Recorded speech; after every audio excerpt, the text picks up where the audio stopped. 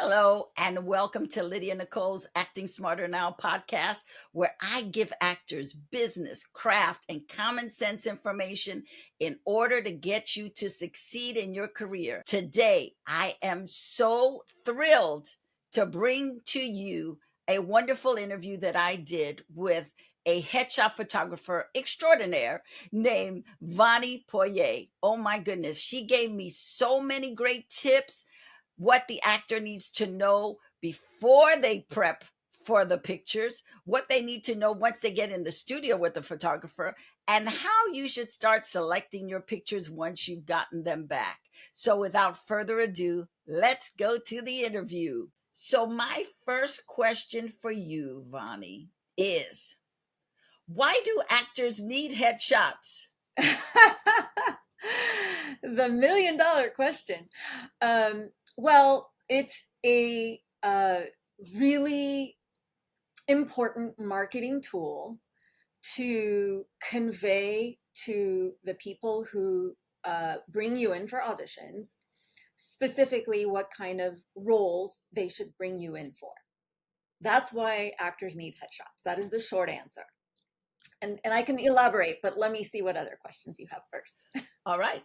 My next question is what's the difference between a brand picture and a look picture? Oh, yeah. Okay. So, the way that I like to simplify this, because there is a lot of confusion around this, is think of a brand like the outfit you're wearing, and then think of looks as the different hats that might go with that outfit. Okay. So, let's say your brand is like the cute, bubbly girl next door type who makes everyone laugh, but deep down inside, I mean, I see this stuff all over the place, but deep down inside, she's really struggling with something, right? Well, so if that's your brand and you decide you're going to shoot a headshot that represents you as sort of like the gritty anti-hero who's into drugs and substance abuse, well, guess what? You just put on the wrong hat, right? So you kind of want to think of the brand first as your overarching sort of selling point, and then the looks are going to be the more specific characters that fit under that umbrella. Does that make sense? It sure does. I heard you talking about rules to follow and rules to break. So, uh, l- can you share with us some of the rules to follow first? Before we can break them, we got to know what they are. Yeah. The rules to follow are super basic, like things that make you current, right? For example, in 2024, the year this is being recorded, um, tight close-up headshots are the norm. Okay, that's what casting directors want to see, because submissions are all happening online and it's a thumbnail about this big, and so you can't really do 3/4 or full body shots because they're not going to see your face, right? So that's just a common sense, like what's happening in the world of 2024 rule. Another rule, for example, is, we've transitioned to color a long, long time ago. And you may not even know this, but, back in the 90s and early 2000s, black and white was the thing. In fact, it all started with black and white.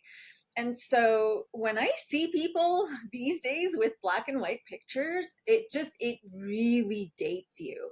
And if you're not actually dated and you do that just because you want to stand out, the perception is that you're dated and you don't know what you're doing. So I wouldn't do that unless there's a trend happening that everyone's following. And I really highly doubt that's ever going to happen, because color is a little bit more accurate. It's more honest, so to speak, because with black and white, we used to just like make the face gray and make all the blacks black and all the whites white. And it used to clean up it used to make you look so good. Well, color doesn't lie like that, right? And so I think because the general consensus among the casting community is that they want to see what you really look like, I don't think color's ever going to go away. But those are it. Those are the two rules. That's it. And then, like, my whole motto is there are no rules because other than Let's that. go to the rules to break. because I remember when I first started in acting in the late 70s, there were many rules you could not do, and it was black and white, and now Yeah. we are in color. Yeah. And so it's a different ball game today. Yeah, okay. Yes, so I've been shooting for 25 years, so I know the black and white days, and I know the rules, and there were different rules back then. But now I feel like people really get in their head with rules. There's all kinds of, like no hands in a photo shoot, no jewelry, no earrings, no hats, no scarves, no, I don't know, think of anything, no red. I've heard that, like, don't wear the color red. No primary colors, no textures in the background, only white in the background, no white in the background, only, like, so here's the thing. The bottom line is nowadays, and this wasn't the case before because how you market yourself with headshots has changed because it's gone to online casting and submitting, right? Nowadays, what's really important is that you are very specific with the characters you convey in your headshot.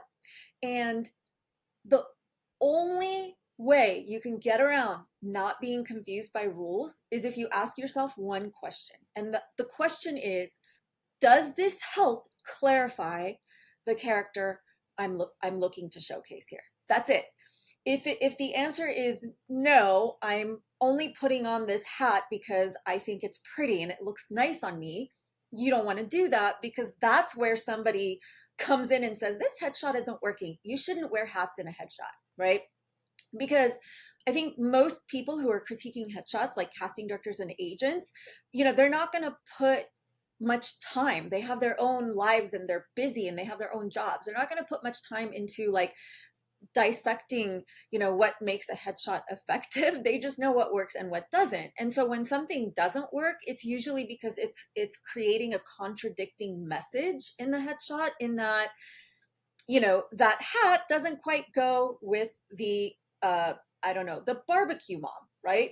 So you're creating a contradicting message. Or sometimes I'll see like a really sexy outfit, but you're trying to give like the impression that you're a suburban mom. Like, it doesn't work. So that's how rules pop up. People make mistakes. And so you just have to ask yourself, if you don't have guidance from an agent, if you don't have guidance from your photographer, does this help clarify the look? If it does, the answer is yes, you can do it. You can wear it. You can wear jewelry. You can wear like bright lipstick. You can do anything as long as it makes clear who the character is. I love that. When an actor, I'm going to start with a new actor, just got an agent, the agent said, I need you to take 27 different shots, so that I can pitch you to casting directors. Now this actor comes to you and says, I need 27 shots, Vonnie. My this is what my agent needs. Can you help me? How do you help that actor? Okay, hold on. Have you really heard the number 27? Pretty close. I mean, I have Oh my. seen a long list of, I need this, I need this, I need this, and I always tell actors, okay, if they're telling you all of that, leave them, because they don't know how to be an agent. Yeah. First of all, Yeah. they're just looking They're at throwing spaghetti on roles, the wall. and they're just submitting for everything that comes out. But Yeah. unfortunately, a lot of actors who get with small agencies where it's just one agent who is Yeah. overwhelmed, and they've taken on too many clients because they're trying to pay the Yep. bills, and so they Yep. don't know what works. So you come in Right. and you're new, and they're like, and you want to please the agent, and so, well, what, you need some headshots, girl. You need to take some headshots, and I need you to be the nurse, I need you to be the maid, I need you to be the thug, I need you to be the office manager, I need you Yeah. to be the receptionist, all of these things. And now you've Yeah. got a minimum of 10 pictures. So when you go Right. into audition, you don't know what picture they submitted for you. Right. So as a photographer who's been doing this for 25 years, how will you help me when I come to you with this long list of what I need. Well, here's the thing. I hope that those agents are not watching this, I hope they because are so they can um, learn something. well, true. I mean, here's the thing. Like, I wish I could have gone back and told my younger self this. And this is a mindset issue with actors who are starting out. And I want to speak to you and like really just I wish I could get through to some actors and help you understand that you're the boss and an agent is working for you. Okay. And while, yes, you do want to please your agents because they know what they're doing, but when there's telltale signs that they don't know what they're doing, this is one of them. And and most likely and most probably, at least it's been my experience, that when I come across an actor who has been given this kind of request, it doesn't resonate with you. Like, you feel like something's wrong, but you push away your gut instinct and you just want to please, please, please, because you think there are no other agents in the world that'll work with you. And that's just not true. And so I will, behind closed doors, secretly tell, if because we do a little mini clothing and look consultation that day, the day of the session, I will say, hey, girl, like, hey, guy, hey, dude, this is not cool, because what they're doing is they just gave you like a cookie cutter, like, here's everything that's popular, go shoot everything that's popular. And that's not how it works. Again, you have to think about your brand and the looks that fit within your brand. So you cannot possibly be submitted for all those looks and be correctly called in for them. I mean, that's just not possible. And plus, you have to go, like, by the way, let me say this, like, your looks need to be supported, your headshot looks need to be supported by how you look and also your essence, your vibe, right? And so you can't go against the grain. If you want to work, you need to lean into the stereotypical vibe that you give off to people. And that's just not going to be 20 looks. And that is an agent who is not carefully marketing you. Not that anyone is ever going to give you like careful attention, which is why it's important that you do the work and you understand how to prepare your marketing materials and you present them how they should market you. That's going to be a lot easier for them because most of them do have over, like 100 clients per or 200 clients per agent, right? But when they do that, I can tell you they don't know what they're doing. And I'm lucky in that because I have some social proof, I would say most people who come shoot with me like trust my advice, and they'll let me help them. And what I do is I steer them in the right direction and pick out only the ones that I think that they'll be able to monetize and get the most mileage out of. But what's funny is that is the reason it is a bit of a crazy trend with some agencies. That's the reason I created an unlimited look session, like a 3-hour session, 3 hours unlimited. And like, I have people doing 14 to 17 looks. And it's funny because when those people come in, I can see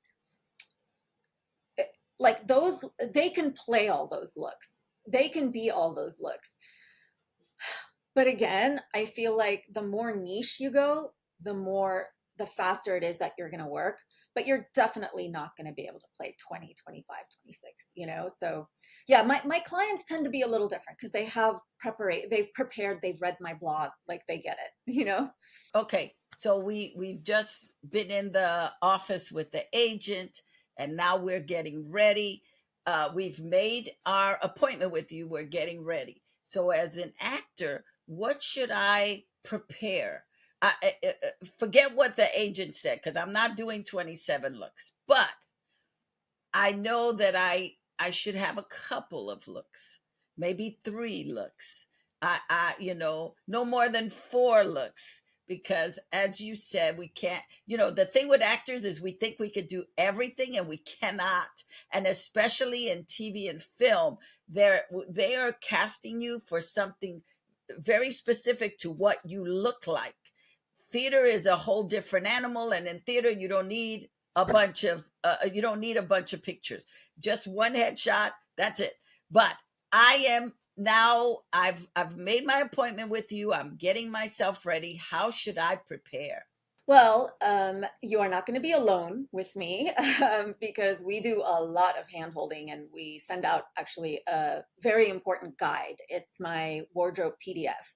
And basically, it shows you the most popular looks in your age group.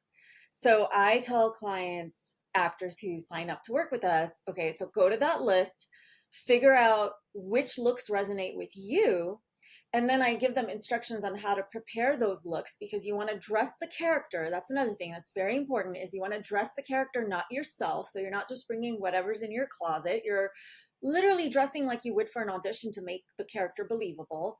So I give you instructions on like which outfits will best match the characters you choose. And then I always say, bring me about 2 to 3 options.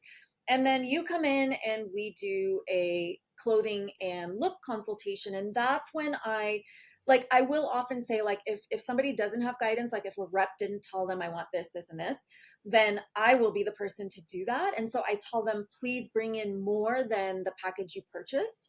And then I can tell you which ones you're going to get, the most mileage out of. And then also I'll help sort of finalize the outfits. So don't put pressure. Like, I don't like it when they put pressure on themselves to just, like bring that one perfect outfit.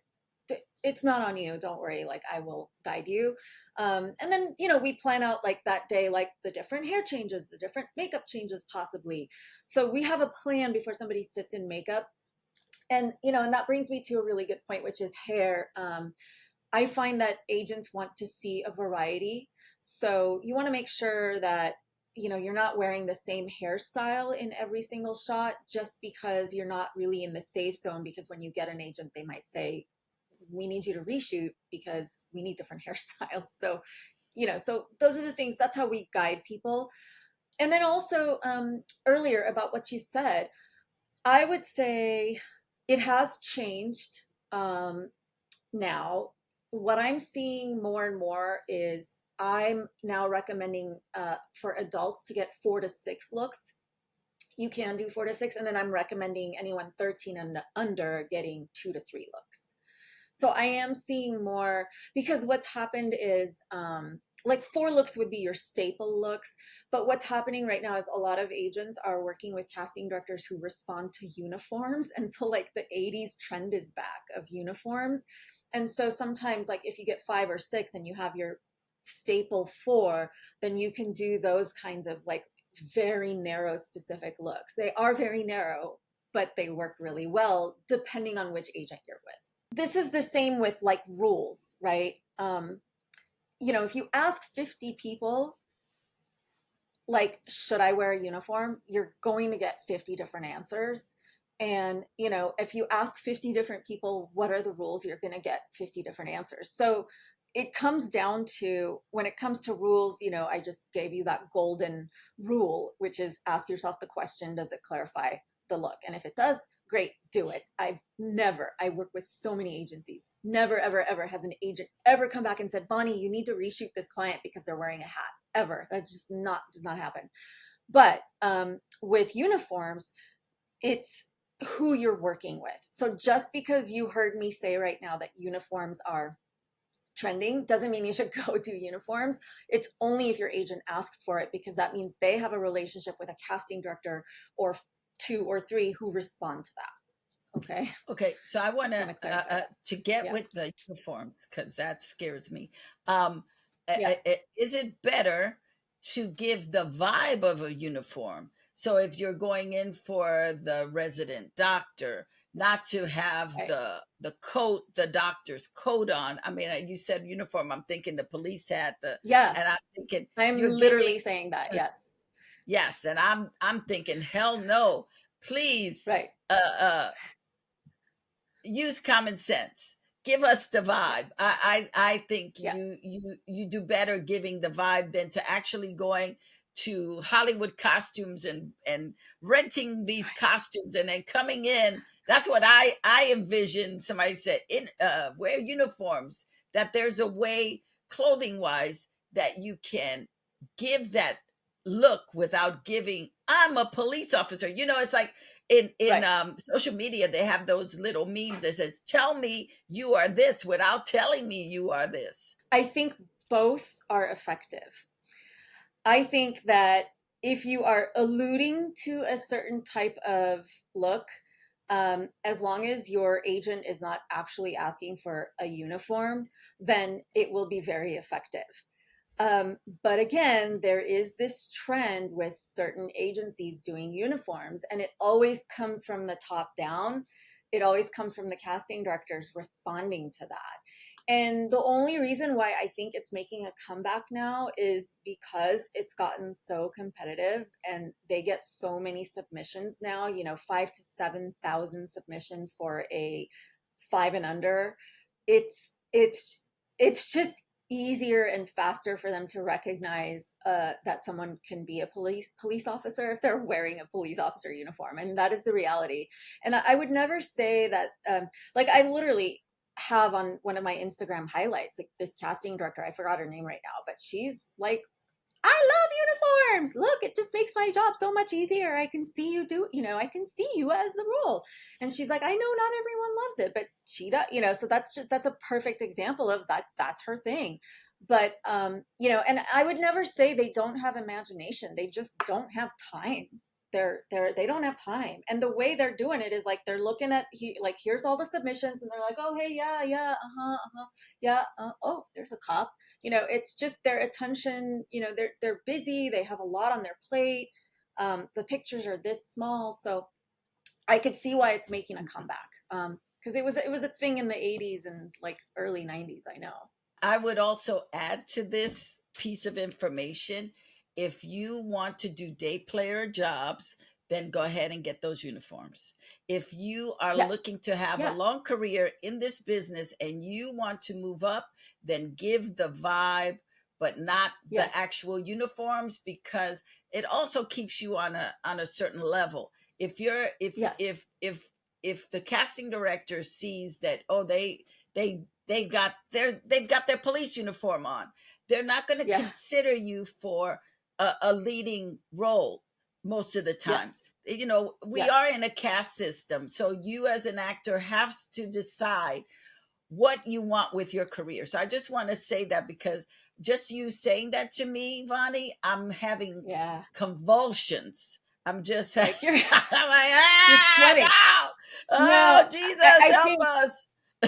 I really think that's a really good point that I sometimes tend to lose sight over, because if you do have enough, I mean, if you've already been getting co-star roles, then it's time to level up. And and I can tell you that an agent who's asking for that isn't sending you out on leading roles, and you actually need to go to another agency, and you have to make a decision that you are no longer going to like have FOMO if you don't get submitted for everything and anything. And this is a decision that my associate photographer made. Because he's been, like, it's been 20 years I've known him, and so at one point a few years back, he was like, okay, I'm done with co-stars. Like, I'm done. And he told his reps, and he got a new rep who's on board with that, and he only goes out for guest starring roles now and reoccurring. And it was a decision he made. And yes, he auditions less, but he's booking bigger roles. So What are some of the most common mistakes you see with actors and headshots? oh, I would say, and okay, this is a fine line, right? Because if you are, first of all, going for lead roles, then you certainly need to start getting headshots that make you look like a superstar, right? But the fine line is, if you don't look like your picture, like, if you're not the type to play the love interest, the traditional love interest, because now everyone is a love interest, and that's awesome. Hollywood is expanding and stretching and, doing all this stuff, which is awesome for everyone. But, what I'm saying is, if you don't play the traditional love interest, you should not be overly retouching your photos or getting glamorous headshots. But if you are like, like if somebody does a double take every time you walk by because you're so freaking like one of those humans that's like, not fair to the rest of us, like go get your glam shots, right? But most people, I think, make the mistake of getting glam shots too early when they're still in the resume building stage of like going out to co-stars, and they over retouch their face and they don't look anything like their photo when they come in. And casting directors feel sort of betrayed and lied to, and then they don't trust you and they don't call you back in. So it's really important that your headshots look like you. Like, yes, a nicer version of you, but they need to look like you. With the pandemic that sheltered us in place for almost 4 years, how has that changed your business as a photographer? It didn't, except for those first 3 months. And then Hollywood figured out a way to continue. And then we were back up and running. I think more so what changed us and everyone are the two strikes back to back. I'm finding that a lot of people I know that are like below the line workers, like the stunt person or the camera operator, or like a friend of mine's an assistant DA and has been for, I mean, an AD, has been for 30 years. Like these guys are not working. Production's down. And so I think that comeback, a lot of production was put off, and I don't think it's going to hit till 2025. So I find that actors are slowly like kind of getting ready for that. But yeah, I mean, everything was delayed. And just because of how budgets work in corporate America and how you allocate budgets, like everything was put off. And, so. So when COVID was happening, you didn't have to do the kits, the COVID kits, and No, we didn't require that people test, but we did require that my makeup artist wear an N95 mask. I wore an N95 mask, and then we sanitized everything. And then when vaccines came out, we did require vaccination. And so, and we lost a couple clients because they were like, anti-vaxxers, and we were like, I don't care. You need to be vaccinated. So yeah, because at that point, everybody got tired of wearing masks, and I have an autoimmune disease. So I was like, this is, like photography is physical, and it makes you breathe harder, and you're sweating, in there. And I just was so tired of it. I was like, all right, vaccines are, just be vaccinated. And then that way I can remove my mask too, so.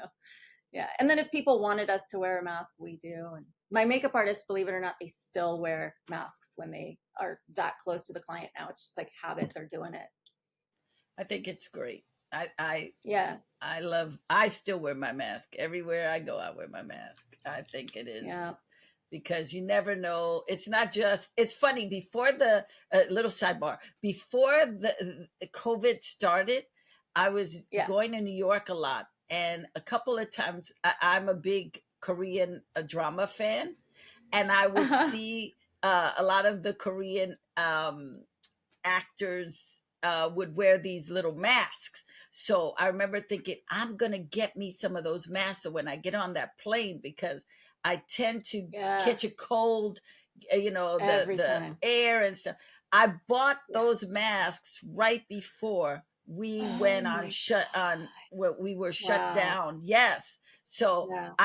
I'm a big mask believer. I just think whether we're in Well, it works. COVID or I not, mean, it works. yeah, it just keeps you, especially if you're in a Yeah. public settings. But yeah, just wanted to just I a never, little note. I wore the N95 throughout the entire thing, and I never got COVID that I know of. And I was petrified because of my autoimmune disease. So yeah, Wow. it works. Yes. So let me ask you, I want to Yeah. ask you some questions about yourself. What, could you started as an actor, or did you start doing photography first and then start acting? Yeah, no, I was doing photography first. My dad was a professional hobbyist, which back then was a big deal because cameras were expensive, film was expensive, and it was literally his professional hobby, aside from his job. So I was around the camera. I always had my dad in my face, and then I picked it up early, like in my teens, and I would just shoot everything, people, just trying to, get better at it. And I would document my social life. I mean, I have like tons and tons of photographs, film negatives in boxes that I'll probably never scan. But anyway, so yeah, so I went to art school for visual arts, and then I dropped out. It just the structure was not didn't work for me, and then I was just like searching. And it's just a friend of mine said, "You're an actress. You should take an acting class." And then I took an acting class.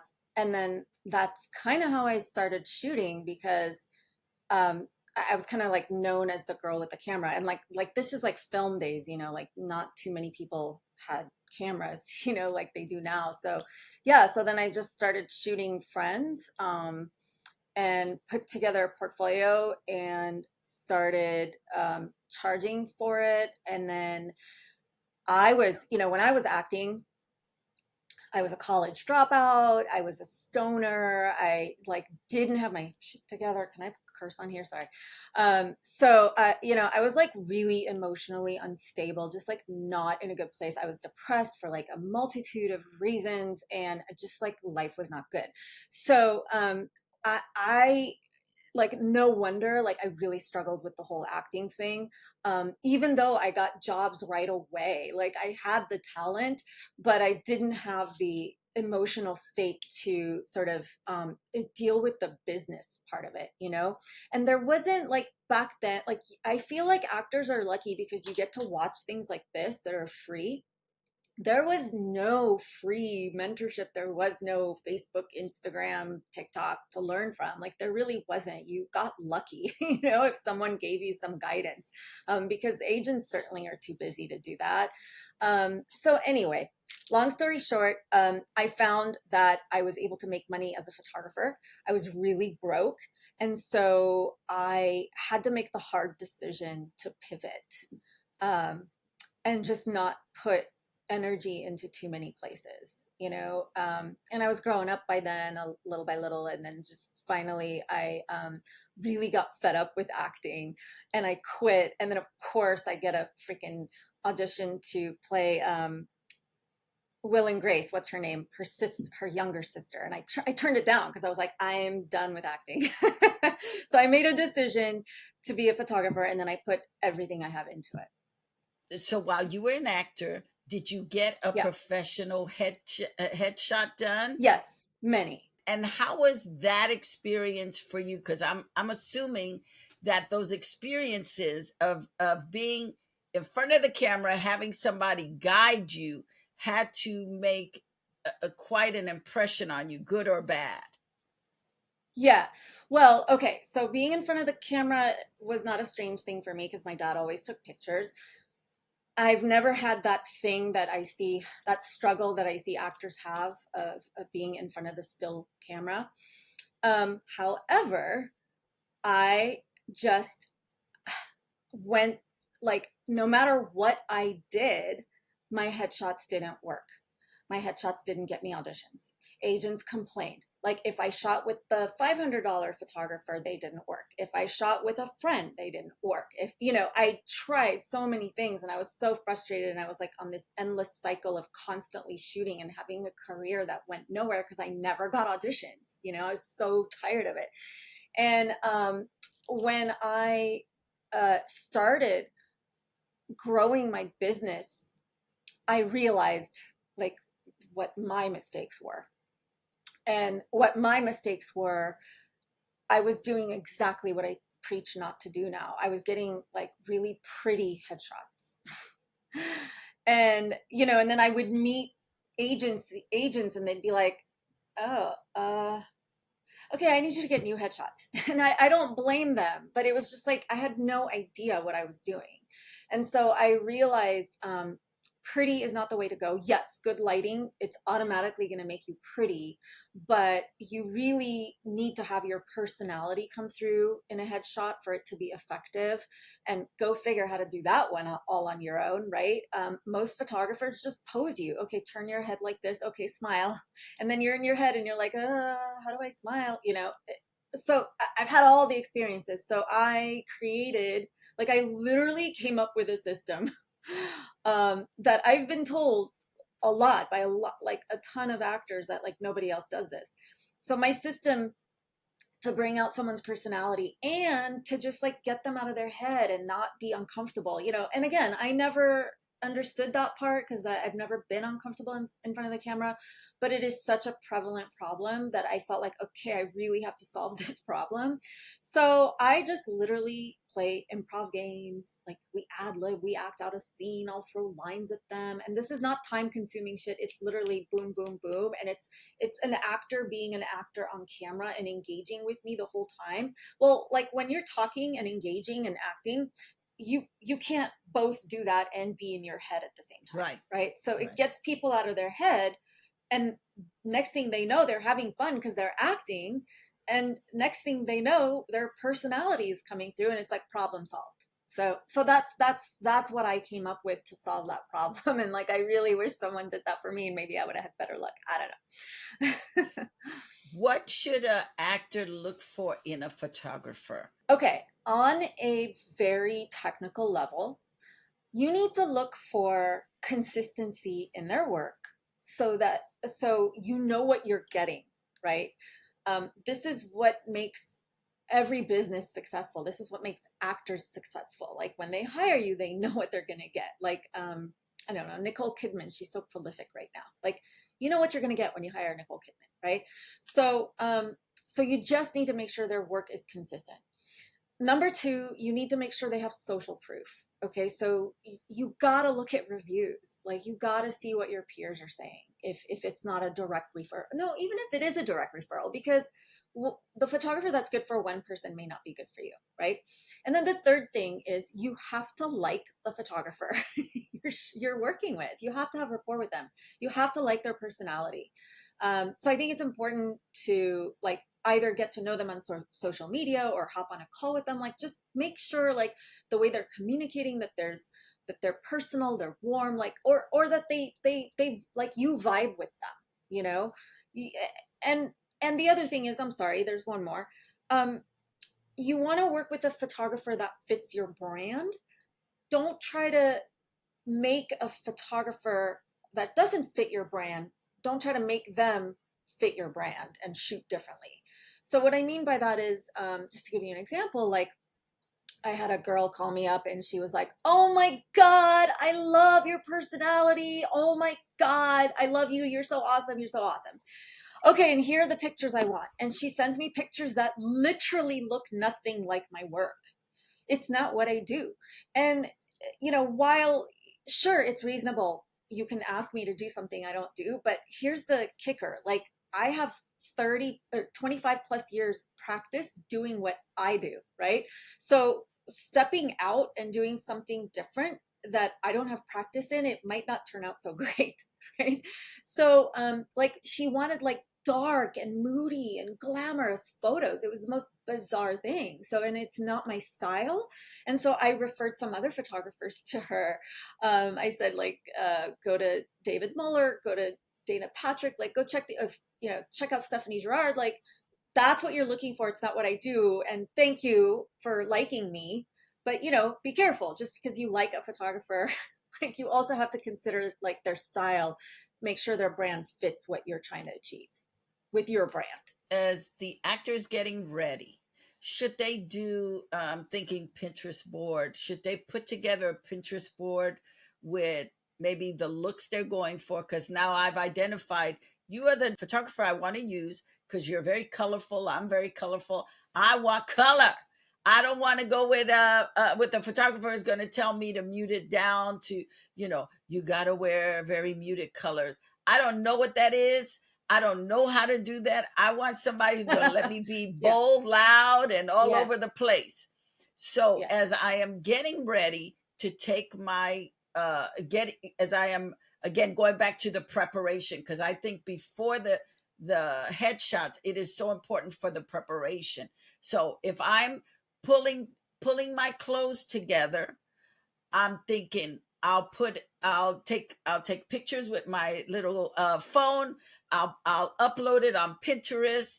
I will maybe give you an idea of, oh, I saw these pictures. I kind of like this style. They go with my bold stuff, and I want to give you an idea of what I'm thinking of.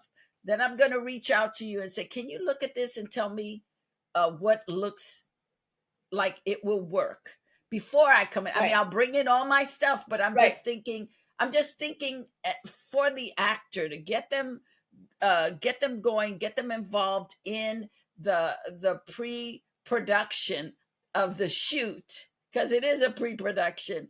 Get them ready for the pre-production. Maybe play with different makeup styles, like for who they are, not I'm gonna go glamorous here, I'm gonna go Yeah. avant-garde, Right. but Right. different makeups that I can that the actor can then recreate on their own. Because another mistake that I've seen actors make, I've made them myself. You hire the photographer, they have their makeup person. You get in front of a makeup person who has never seen your face before, and now they're Yeah. styling you the way they think you should be.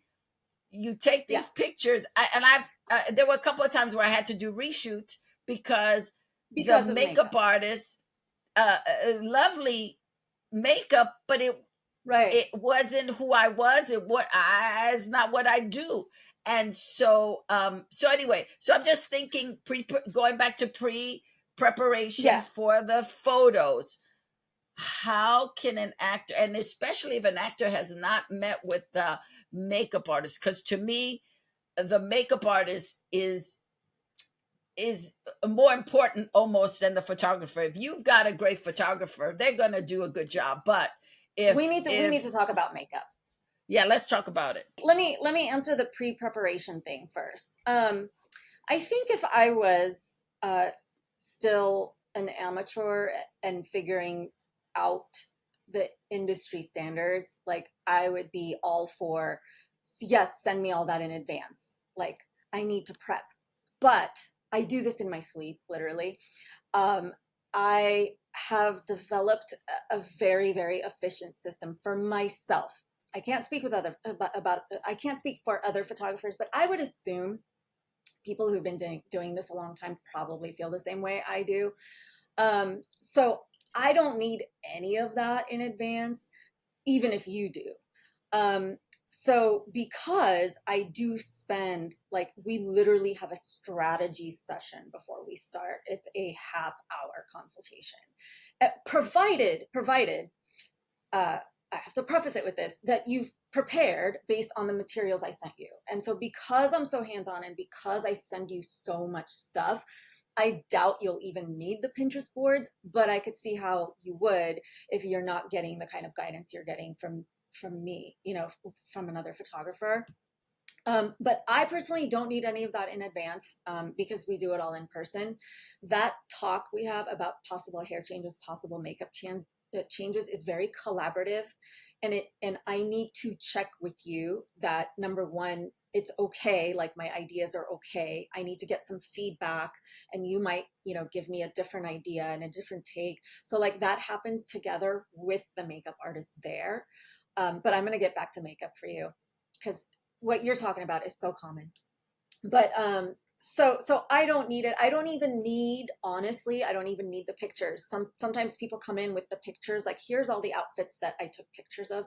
They're hanging on my rack, and those pictures suck, to be honest, because they're with a cell phone and like yellow lighting. And so when I look at the clothing, for me it's just faster, like I can put it all together in my head. And then again, it's a collaborative process because while you might take the pictures yourself, I might like switch a couple little details and like make it more clear, the look.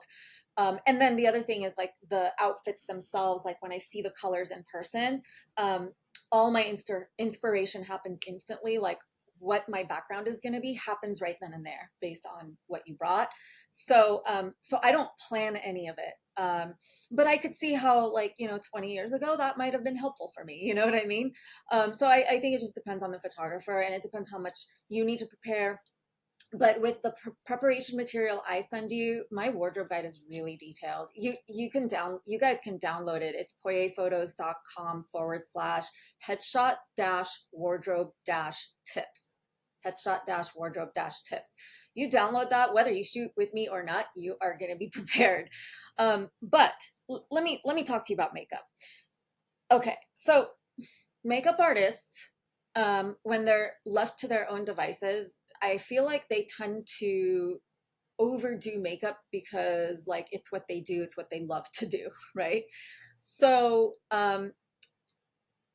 you have had bad experiences, and so now you have this thing like that you have to talk to the makeup artist beforehand.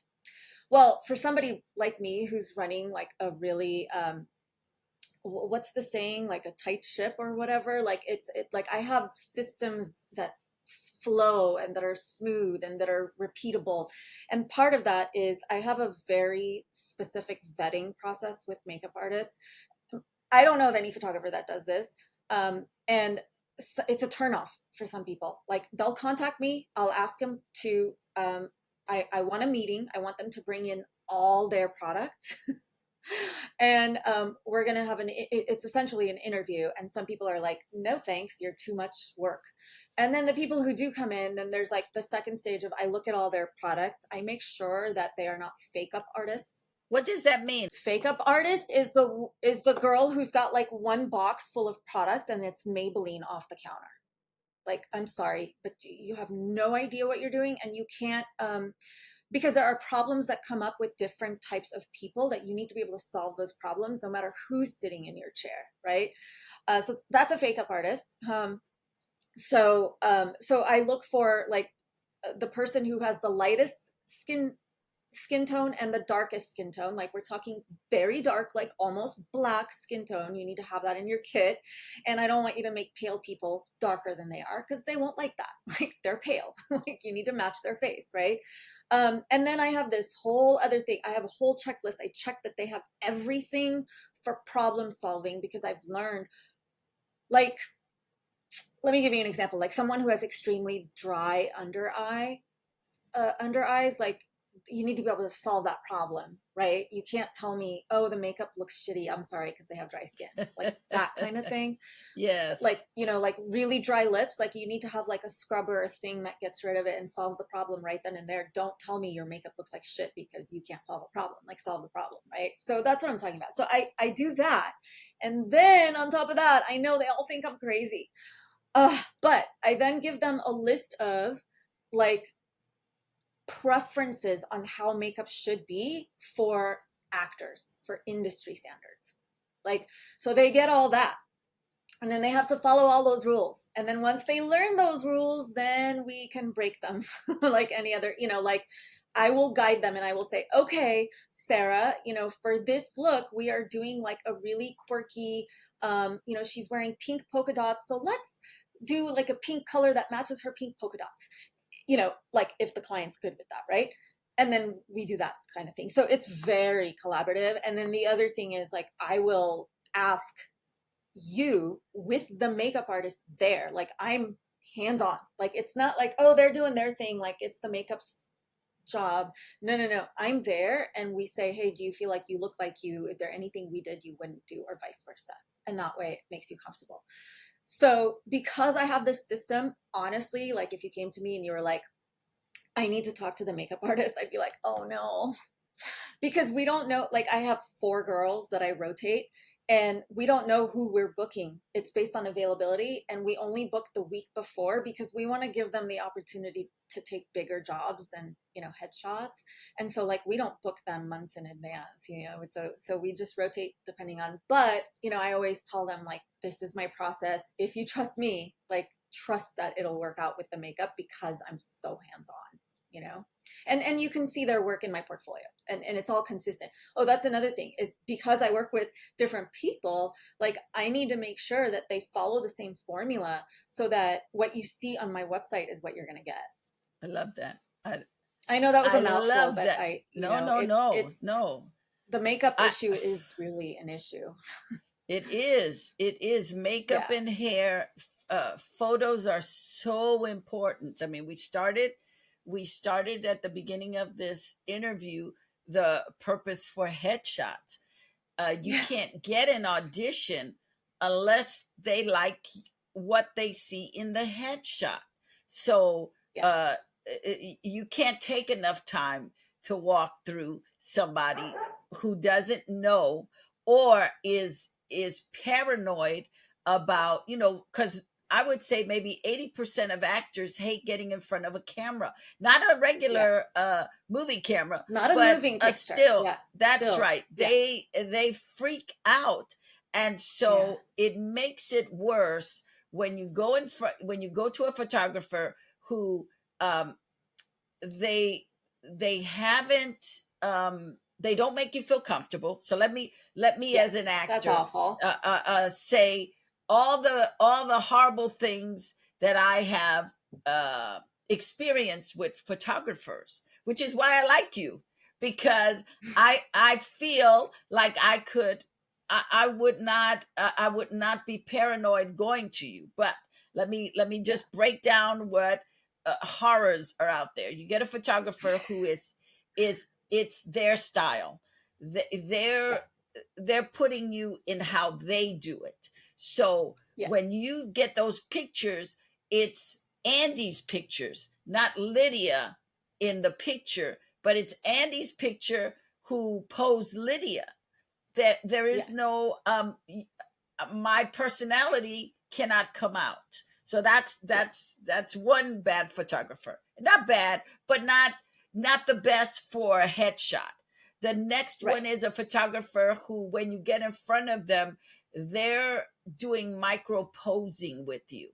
It's like, okay, can you? Oh, I need you to pose. I need you to move just a smidge. I need you. Then they Yeah. have their own language, which you don't know. And can you cock it to the right? Can you shift it to the left? It's like, I don't know what you're saying. I have no clue what you want right now. I want a good picture, but I don't know what we're doing. Then you have the photographers who they bring in makeup people who really Yeah. are model makeup people. So Yeah. they're Yeah. giving you high glamour, Yeah. and you're just trying to sell the maid. The maid isn't Right. going to have that kind High of glam. makeup. Yeah. And So so true. and when you're starting out, even if you've been doing it for a while and you don't and you're not comfortable or confident in taking headshots, that photographer can make or break your session. And then you've Yeah. paid 500, 1,000, 1,500, Yeah. and you cannot use them. You know you can't Yeah. use them, let alone sharing them Yeah. with it, because you know they're no good. So Yeah. I just wanna. I wanted to have this moment to talk about it because I think it's important for actors to vet the photographer. And it is true, 25 years ago, 40 years ago, you didn't have social media where you could go through somebody's page and see, Yeah. what kind Yeah. of photos you're taking. You pretty much were at the mercies of other actors. Let me see your headshots. How did that Yeah. go? Did you like them? Yeah. How much did they charge you? So you're asking Yeah. There was no an Yelp. actor. There was no Yelp. None of that. None of that. Yeah. What Yeah. I love is, as we're talking about your style and what you do, I'm very appreciative that you have been voted one of the favorite photographers of Backstage for Oh, 3 years. thanks. That to me is very impressive, because and I think it's important for actors to vet going back to vetting the photographer. What is their reputation? How is that Yeah. looking? I could ask an actor, say, well, how did you like working with Vonnie? And they could go, well, I didn't really like her because why? Well, because she's very bright. and that's Yeah. not their thing. And so I Yeah. love that actors have the ability, whether they do it or not, they have the ability to research, Yeah. and they have the ability to go on people's social media, because if it's a Yeah. good photographer, I feel they should have, well, that's not true, I'm not going to say that, but they should be able somehow, I was going to say they should be able somehow to see the pictures that these photographers are taking. So I always look at people's photos, and I go, I'm going to look at all the people they have in their gallery. I want, Yep. how would that actor get cast? How would that actor get cast? How would that, so that picture, Right. it should inform me as to what they're Yeah. going up. Even if I'm not Yeah. a Yeah. casting director, I should be able to go, oh Yeah. yeah, that's the thug. Oh Yeah. yeah, that's the pretty girl. Oh yeah, Yeah. that's the bad guy in the thing. Yeah. That's what a headshot should be. So I Yeah. really I just think actors don't put enough time into their headshots, and I love that you do these periodic webinars to answer questions that the actor has, because uh, we need to be more informed as actors. We need Yeah. to know what it is that we're shooting for, because a lot of actors don't even know Right. they're supposed to be having a brand. They don't know that Looks. they're Yeah. selling something. Their stuff is special. It's not Right. generic. What sets you apart from somebody else. So I want to Which talk is you. about, go ahead. It's you, Yes, your personality. Yeah. yes. So I read, as I was doing my work on you, that you also do master photography classes. Do you still Hmm. do that? My master class is gone, and Okay. I now do one-on-one coaching because I am getting ready to launch a digital course for photographers. So it's like the A to Z's of headshot photography, everything from like the skills you need to the business skills to the art. So it's a very comprehensive course, and so that's what's replacing the masterclass. So for now, I'm just doing one-on-one coaching. But I teach all of this to my mentors, or not my mentors, but mentorees. I teach this stuff to them, like to be mindful of like what an actor needs, and how to deal with makeup artists so that your client is happy, and just all of it. What would make a bad experience for you? Because you've been doing this a long time, so you can kind of see something coming down the road before it gets to Yeah, you. yeah. Well, what makes a bad experience for us is when we can't please somebody. Um, the very last, I've learned this lesson, and I don't really, I haven't made the mistake since, but I can tell you it recently happened to my associate photographer. And so maybe I should talk about that, because there's so many, like the worst shoot is like the best story to tell in my mind. Um, like the girl who cried for 2 hours and we ended up canceling the photo shoot, and then she left a bad review even though I gave her deposit back. you know that's a like it's not the worst, it's just like a funny story to tell, because she had like baggage that day and she couldn't stop crying, and we gave her basically a 2-hour therapy session for free, even though we're not qualified to be therapists, me and the makeup artist. And then she promptly went and reviewed us badly for telling her to get on antidepressant pills. you know it's like the funniest story, but that's not the worst.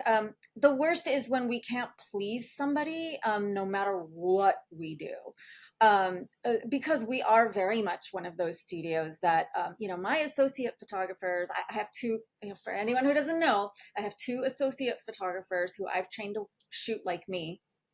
And my associate photographers are younger, right? And they're not as experienced as I am, although one of them's been with me for 15 years. I don't mean like not experienced for photography, but so our studio, I've taught them that, our goal is to win a client for life. We want everyone to have a VIP experience. We want everyone to feel like a superstar. Like, I hate those photographers because I've been on the other side of the camera that talk down to you, that have God complexes, that like make you feel like you should be grateful you're in their studio. Just ugh, bleh, gross, right? So we're not like that. We're very accommodating. Like we show, like this is how crazy we are. We show you every single image after we've taken it to make sure you're happy before we move on to the next look. Before we start, we show you a test to make sure you like your hair, your makeup, your outfit, the background on camera.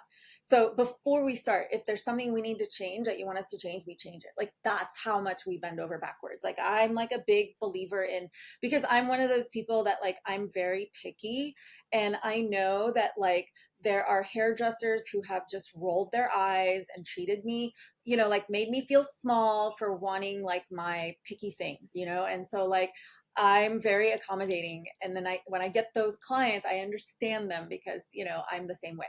So, you know, when we're doing everything we can and we just can't please you, and like, and somebody's like, I don't know, my hair, and then like they're taking forever and like they start to cry, like that is not on us or on them. Like it happened to my associate photographer, you know, like they look at their picture and they start to cry, and we're like, what the fuck? Like, are you sure you should be here right now? Because it's not me. Like I know how to light, and that's really sad anyway that would happen. So that's someone who's not in a good emotional state. And you know what I've learned is that's a bad experience for us. It's awful.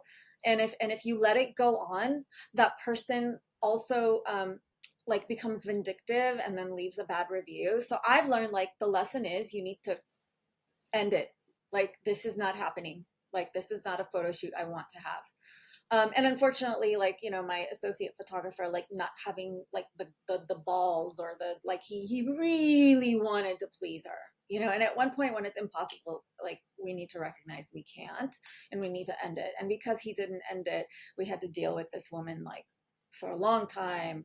You know, it was just off. It's just awful. It's time. It's exhausting. It's like, it sucks your energy, and it makes you feel bad, and you're depressed, and like, it's awful. So I don't know how that helps any of you guys. Well, no, because I Uh, think it's important to humanize the photographer. You oh, know, yeah. we Yeah. need Yeah. that we all have a bad day. We all experience stuff. So uh now to make you even more human, I want to know what is the best shoot that you, or a couple of the best shoots that you've ever had that you still to this day, when you think of it, you go, oh yeah, I knocked it out the park. You know, it isn't about knocking it out of the park. It's more about the energy of the person. Um, you know, the best shoots, and there just isn't one. There's like a million. I would say like I feel that way about 50% of the time. Um, the best shoots make for when a client has read everything we send them, has prepared everything, like just did the work, and then they trust us, you know, to give them the guidance we need to, and that they have a great personality, like they have a positive attitude, that they've done their due diligence. You know what I mean? Mm-hmm. You can't just come in trusting a photographer if you haven't done your due diligence. But when you do, and you have a positive attitude, and like that attitude like makes us happy, and it makes us perform better, and it makes us go even more the extra mile, you know, like when somebody has a good attitude, like I am like doing all kinds of like stretching my boundaries and my rules and all kinds of things. Whereas, you know, when somebody who has a shitty attitude and we can't please them, they're taking forever, like they lock themselves in the bathroom for an hour, you know, it's just like crazy stuff like that. We're like, we're charging you for overtime, you know, like it's like that, because we're like, we don't want to be drained and exhausted and like miss our next appointment or whatever it is, you know.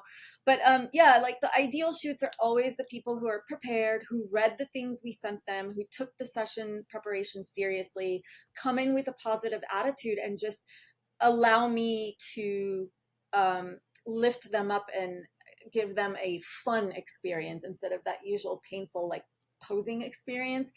And that organically makes for like like we're talking in between, like there's conversation, we're talking about stuff, our personal lives, and like the time is flying by, and we're talking and then we're shooting, we're talking and we're shooting, and next thing you know, like we just had a hangout session with a friend, you know, like those are the best.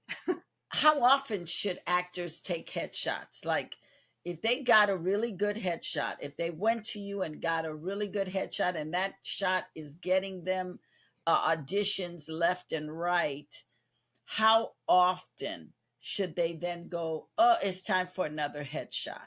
Yeah, I think there's, yes, there's two schools of thought on that.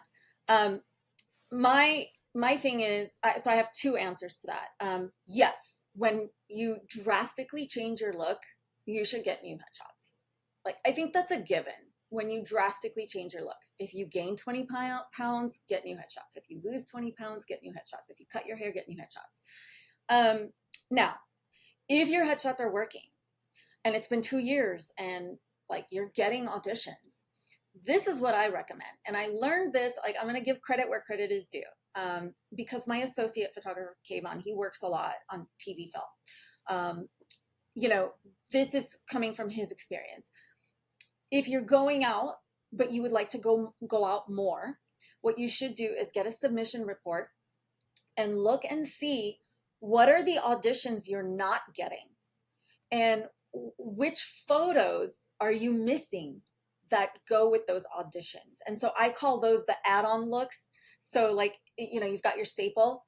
So I've had clients do this where, you know, like we've shot together and then 2 years later they come in, they're still using those headshots, they still look the same, but then it's like, okay, I'm not getting these auditions, and literally like it's a list of their submission reports, and I think this is why, because I don't have that headshot. And then you can do that. The other thing that my associate swears by, he likes to just get a new headshot every year because, like, you know, and this is not so much data driven. I feel like the submission report, I think, is data driven information that helps you figure out what to do. His is, okay, if I get new headshots and I mix it up, then it's going to get noticed by casting directors who aren't calling me in with this headshot. And I feel like that's a legitimate point. But, you know, if you're short on funds, I don't think that's necessary. We've done a lot of talking about you, the photographer. I want to talk to you about you, the artist. How do you fill your creative well? There, I don't know if you are familiar with Julia Cameron's The Artist Way, but one of her weekly exercises is you as the artist must go every week on an artist date and fill your well so that you can give back. You know, you can give out. You can't give out if you have nothing in your well. True. So True. how do you fill your artist well? I mean, I'm going to be super honest with you. I don't. I'm like, I don't think I do that intentionally. I read The Artist's Way in my like early 20s. I don't remember that book very, very well, but I truly, so I used to get immense pleasure out of retouching photos, but I have since given up that job to my two retouchers with my guidance. Like, I have my style I created and they follow my you know, guide on how to retouch photos the way I want my images to look. So that pleasure went away. But believe it or not, I prep a lot of my own marketing materials for the various things I'm doing behind the scenes. Doesn't necessarily have to be for actors. It could be for photographers. And I get a lot of creative satisfaction from working in Canva. I love it. And I know I'm going to have to give that up. Yeah, it's just so fun. Like, it's just so creative. But, you know, it all has to do with work for me. And then the other thing I love is I love creating content for social media. It's just really fun for me. Like, once I figured out a system, it was painful before.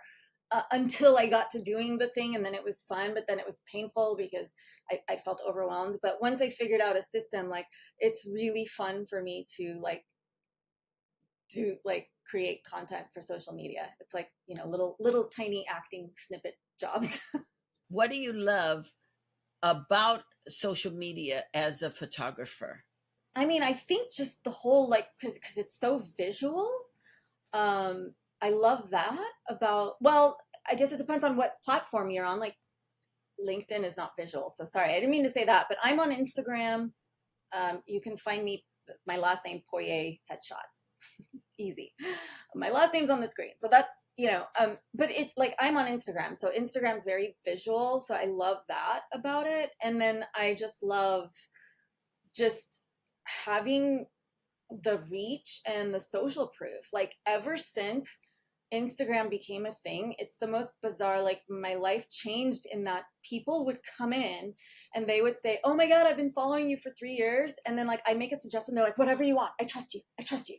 And it's like, that's a word I hear often. "Oh yeah, I trust you. Whatever you," and it's all because I've nurtured them on social media and they've been following me and I have credibility. So I feel like it is very important for, any business owner to be on social media, just to build credibility. It does, like, people trust me. Like, they know I know what I'm doing. How can an actor get a hold of your newsletters? Because your newsletters are very informative. I think Oh, I thank think you you. give so much great info in your newsletters that are, for an actor, it's like, "Ooh, this is good. Yeah. This is some Yeah, good yeah, stuff yeah. You here." need to learn that stuff. Like you said, you need to be educated. Yeah, I wish there were things like that back in my day. Yeah, just download my wardrobe guide.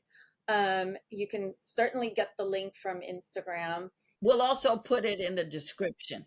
Yeah, if you download my wardrobe guide, you'll get on my list, and where I do give you like weekly tips on just, understanding the process, marketing headshots. And then I also, for my list, I do exclusive sales. Like, I do not announce them on social media. I don't announce them anywhere. It's just for my list. Yeah. So, How many packages do you offer for headshots? oh my gosh, a lot. Too many for me to even like know Oh. the prices off the top of my head. I Oh, you don't have to literally, tell. like, when I'm, You don't have to tell the no, I prices. know. Just tell No, us. I know. I'm just saying, like, it's too many because there's three of us. But basically, I shoot 4, 5, and 6, and then unlimited.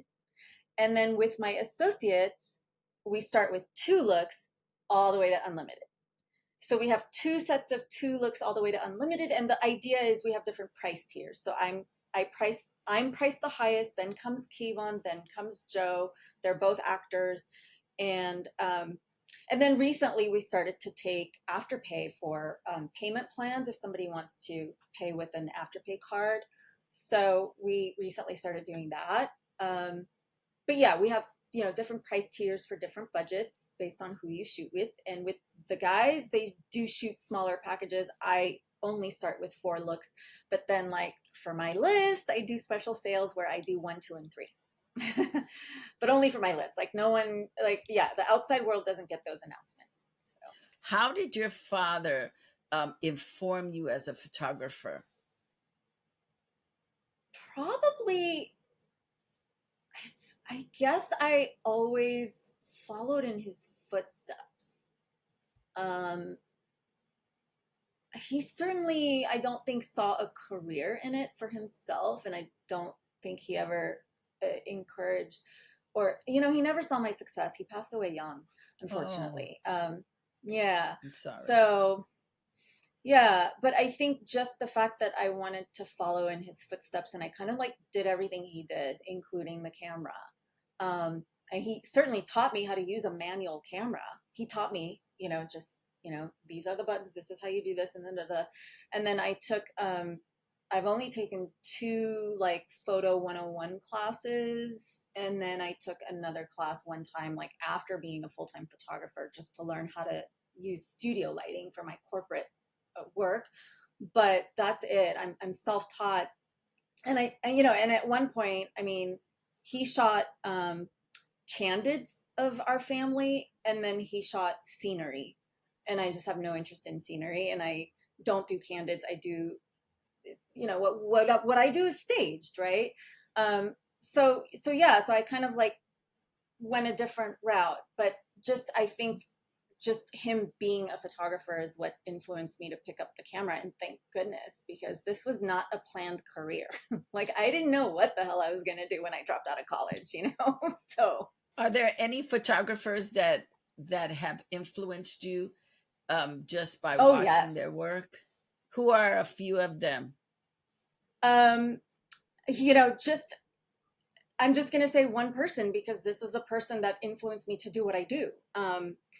I so I shot with all, you know, like all the big names back then. I mean, I was photographed by, you know, Theo and Juliet, Alan Weissman, I don't know, just everybody. And then I went to this woman, Laura Burke. Like, Laura Burke, she's still around, she's still shooting, and nobody still knows her because she is not a hustler and she has a quiet and calm life. And, you know, I envy those people. But she took pictures of me that were like so original, so different than what anyone else was doing. I was like, Laura, and I was a part-time photographer then. I was like, Laura, you need to raise your prices. Like, this is amazing. What you're doing is amazing. And so I took like some of her style, like her thing of doing something different. I took that and I started to shoot differently. And back then, we had a lot more leeway in terms of what we can shoot because it wasn't like not everything was cast online. And so you can shoot 3/4 shots. And so like I became really well known for this shot I did of a woman in a dryer. I worked out of my house and we drove around town and we took photographs and I put a very petite woman in a dryer and then put that in Backstage West for as an ad. And like I got known for that. I swear to you, 20 years later, I still have people that come to me that are like, I remember that ad with the girl in the dryer. You know, so I can't do those things anymore because like everything's so tight now. Sucks because like we used to do like I felt like it was more fun back then, but to like experiment, you know, but she really like got me to do something different and stand out. And like I built a whole career on that, you know? So yeah. Now, do you also do Yeah. editorials along with headshots? If someone says, "Hey, can you do uh, just No, headshots?" not my thing. I'm gonna send you to Stephanie Gerard through and through if you want editorials. She's awesome at that. It's not my thing, you know? Good to I know. just like No, that's good to I know. just gravitated towards doing very personality driven headshots. So I would even dare say for character actors because Okay. yeah. So, what is the desire of your heart when it comes to art that you would like to fulfill?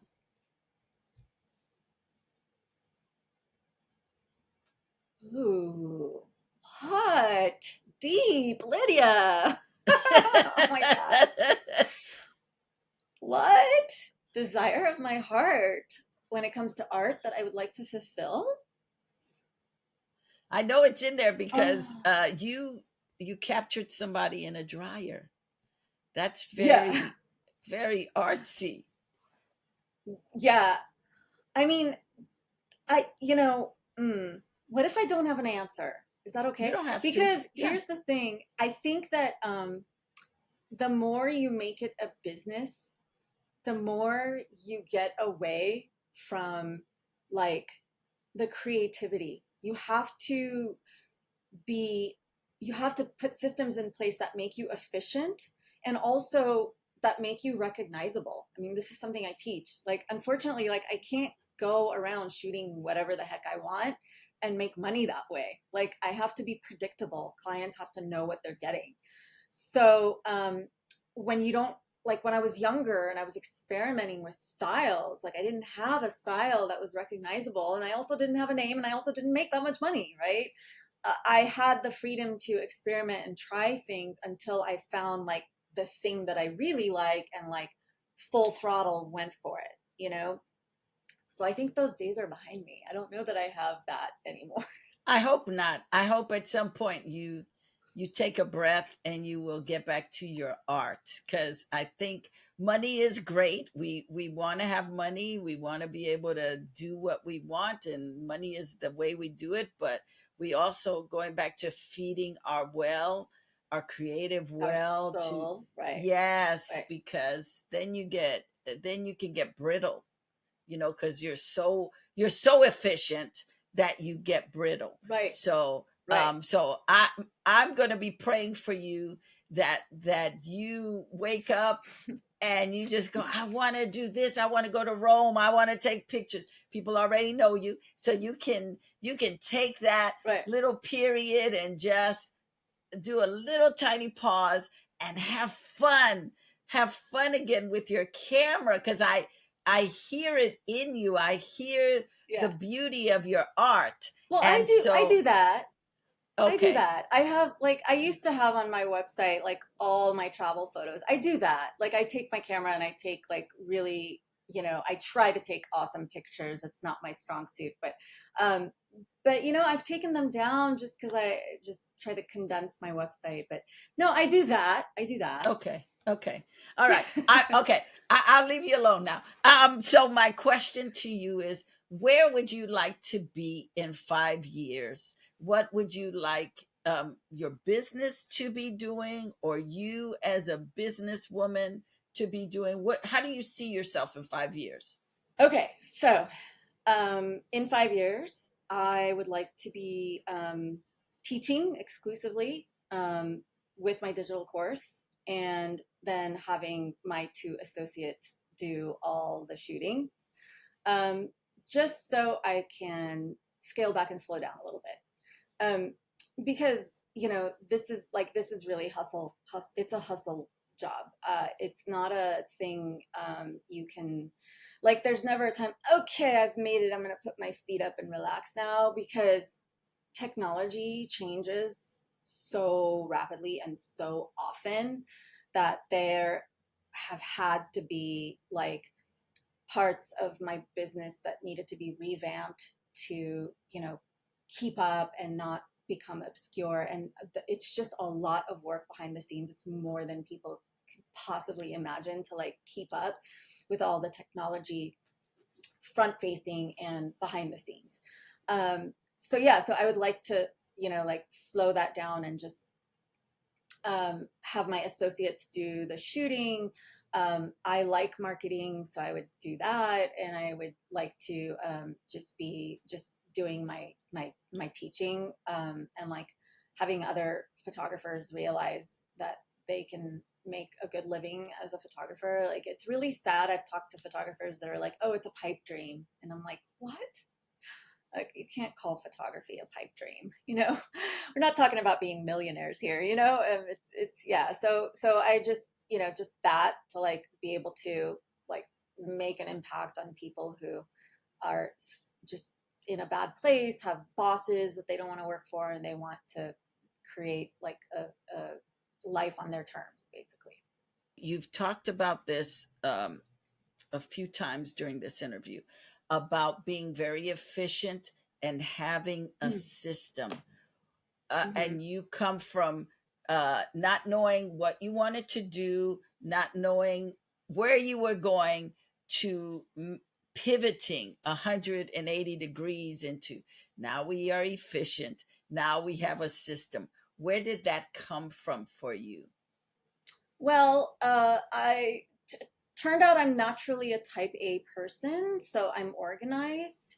Um, and so I naturally, I think, just gravitated towards creating systems that um, like make things run smoother. And then throughout, the thing that helped my photography career the most is, like I said, I'm self taught. I learned on the job. I experimented when there wasn't a lot at stake. I learned lighting. I learned everything on the job. And what I didn't learn on the job is business and marketing. So the only thing I've ever invested in, uh, when I put money back into my business, which is all the time, is marketing and business courses. I find it fascinating, first of all. So I love it. You have to love it. But so those courses have always taught me efficiency and systems make for better success, you know? Putting everything together that I heard a puzzle. It's like you are figuring out the puzzle. So Right. you're looking at it, and when we think in terms of technology, it is a puzzle too. In that, Yeah. you know, I don't know how often you have to um, relearn something, or because technology changes every 3 to 6 months. It used to be 18 months that something new It used to came be in, but now years. it's It used to be years. like everything is Yeah. moving so fast. So do you during the month, or because you are organized, do you have like a day where you go, okay, this is the day where I'm going to be learning Yeah. this technology? Yeah. I definitely have dedicated days just to keep my life, like just to like not go insane. Like, so I have 2 days that I dedicate to shooting. I have a day that I dedicate to marketing. I have another day that I dedicate to content creation. And then I have certain hours that I dedicate to my coaching clients. So yeah, and then like, organization also helps because like I have a VA, a virtual assistant. So, she can't ask me a question and I like we need to know where everything is, right? So she logs in and she knows where everything is. My 2 associate photographers have to know where everything is, like because they're sending galleries and they're sending emails, and so everything has to be organized if you have like other people, so yeah, and we have like retouchers and they need to know where their guides are. So like it has to, like if you're operating with, like if you're not just yourself and you have people on your team, like you have to have systems in place. My last question for you, because I forgot to ask this earlier: retouching. Yes. Actors Yeah. get very I know where anal you're going. Yeah. about Oh wanting yeah. to look Yes. perfect. Can Yes. you, because I've heard you talk about this, and I Yeah. love how you break it down. Yeah. Look, just I think what actors need, it I know this is really hard to get. It's a state of mind. But it's mindset. Actors need to understand that what makes you castable is your unique characteristics. Like that gap in your teeth is what's going to get you cast for very specific roles, and you're going to beat out the other guy. Like, your big nose is what's going to get you cast for something. Like if you're super skinny as a guy, like that's what's going to get you cast. So like if you obsess and you try to make yourself something you're not, and you always want to be perfect on camera, like first of all you're lying to casting directors and it's going to cause distress and they're not going to call you back in, right? And then second of all, you're going to waste everyone's time again. Like they're not going to like you because they called you in for something, you presented in your headshot, and you walk in, you're not that person, right?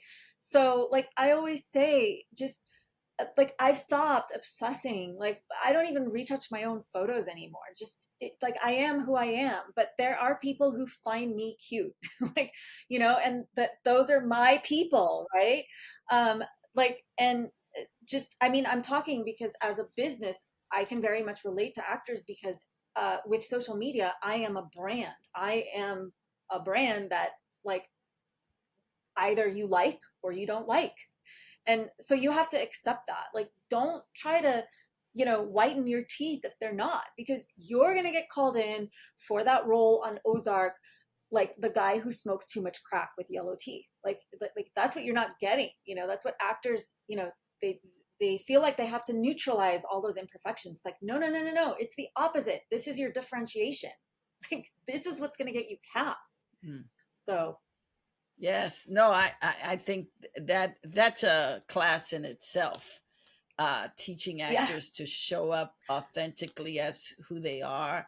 I mean, you said that, and I Yeah. had a flashback of getting signed by a manager who, this was many, many years ago, but um, she muted me, and Oh. she made me go into very muted clothes, you know, like the browns, and just it wasn't me. And many at the time, those maxi skirts were popular, so Mm. I she made me go buy a whole wardrobe and then get a watch that had a little tiny band to it. It was, and I remember going into my acting class because my teacher was the one who suggested her, and he said, "What have you done?"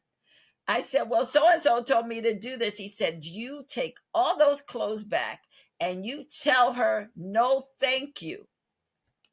And that was Oh. Oh, my that's good. learning, because you know, you're a young actor, you want to please people. You know, it was like, get rid of your accent, do this, do that. There was, she gave me a whole list. It was becoming another person, and I remember trying to, Yeah. I was trying to do it, and I was so disheartened about the whole situation. Yeah. But I'm thinking, well, my teacher said that And this they is know the what they're woman. doing. She Yeah. and I was so grateful that when I came in looking like how she uh wanted me to be, that he immediately said, no, no, no, It's not she's you. not the one. Yeah. That's, let it go. No. And but more, but a lot of actors talking about changing your picture, right? You got Yeah. one picture and now you're retouching it, and now it's Yeah. not you anymore. And I think Right. for all actors who are watching this, you must be who you are, not anybody else, Yeah. because who you are is who the world needs. They don't need a Yes. carbon copy of somebody else. You know, Yes. they don't. Yes. You could have similarities to someone, but what sets you apart is what gives you the job. Yes. It's like, if you watch, if you I don't know now how it is, but when I was going into the casting rooms, I knew who my Yeah. competitors were. Usually there were Yeah. two other Yeah. women that were my Right. competitors. And Yeah. so even though we were similar, we still were very distinctive. We still Yep. had our special sauce, was Yep. different from each other. So if they chose Yes. that girl, they wanted someone who was taller, who was nastier, you know, and I don't mean Right. nasty in a bad way, but she was Right. Right. Right. she was hot and spicy all over the place. And Right. if they chose the other girl, she was more demure. So it Yeah. was You, that, like you're breaking down your personality. See, it comes down to who you are, personality. yeah, no, no, this is good, but it's important for the actor to know what it is that Yeah. they bring, you know, Yes. what it is that they bring, because then they can take that into the photography, into their photo shoot, and be real Yeah. clear, this is what Yeah. I do. I've had women like, get rid of, like, in retouching, get rid of like the jowls that are drooping down, or, things like that. Like, but like, you don't get it. That's you right now. And that's what's going to get you cast. Like, they need those people. But, what you said about that manager, this, but back in the day, it was, this is coming from like the 40s and 50s. There was this mentality with those managers that we're going to make you a movie star, right? And so, like, and you, in order to be a movie star, you have to fit this mold. And there was that, and that was happening, I remember, even like in the black and white days. So I had a client come in, um, and shot with me. This was years ago, like maybe 15 years ago. And she said, I'm here because I don't know if you remember, but I came in to meet with you years ago with my manager, and my manager was trying to make me something I'm not. And she said to you that she needs, that I, like the actress, needs a nose job.